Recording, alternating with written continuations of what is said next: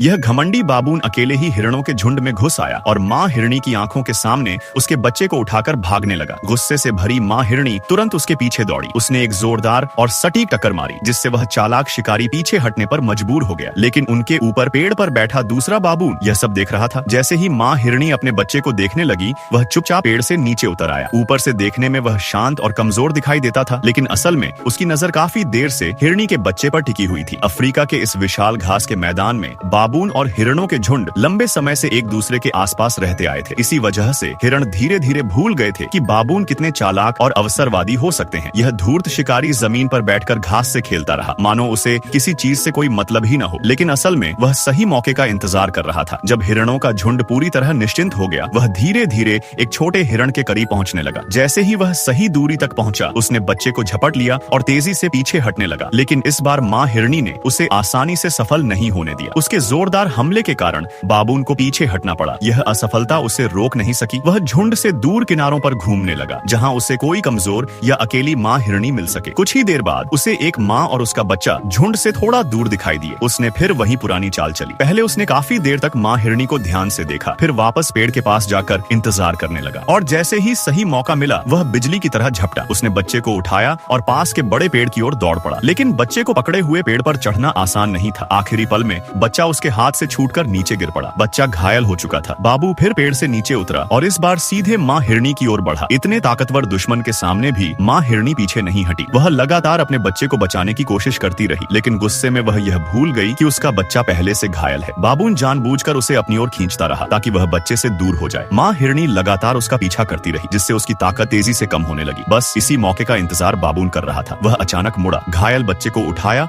और तेजी से पेड़ पर चढ़ गया। इस बार वह सफल हो चुका था। माँ हिरणी नीचे खड़ी बस बेबस होकर अपने बच्चे को ऊपर ले जाते देखती रही। वह लगातार उछलकर उसे बचाने की कोशिश करती रही, लेकिन कुछ नहीं कर सकी। घायल बच्चा आखिरी बार छूटने की कोशिश कर रहा था, लेकिन उसकी हर हलचल बाबून को और ज्यादा उग्र बना रही थी। उसे डर था कि कहीं संतुलन बिगड़ने पर वह पेड़ से नीचे न गिर जाए, इसलिए वह बार बार बच्चे को झकझोरता रहा ताकि संघर्ष जल्दी खत्म हो जाए। धीरे धीरे वह नन्ही जिंदगी शांत हो गई। माँ हिरणी लगातार अपने बच्चे को पुकारती रही, लेकिन अब कोई जवाब नहीं आया। आखिरकार हिरणों का झुंड धीरे धीरे वहां से चला गया। तब बाबून आराम से पेड़ से नीचे उतरा और अपनी चालाकी से हासिल किए गए भोजन का आनंद लेने लगा। माँ हिरणी का प्यार और साहस एक ऐसी त्रासदी में बदल चुका था जिसे अब बदला नहीं जा सकता था। इस शांत दिखाई देने वाले घास के मैदान के नीचे हर पल जीवन और मौत की निर्दयी लड़ाई चलती रहती है। यहाँ एक छोटी सी गलती भी किसी की पूरी जिंदगी की कीमत बन सकती है।